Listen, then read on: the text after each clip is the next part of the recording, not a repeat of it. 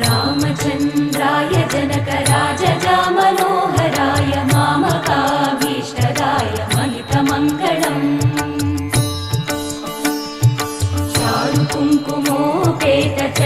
चारुकुङ्कुमोपेतचन्दनानुचर्चिताय हारकटकशोभिताय भूरिमङ्गलम्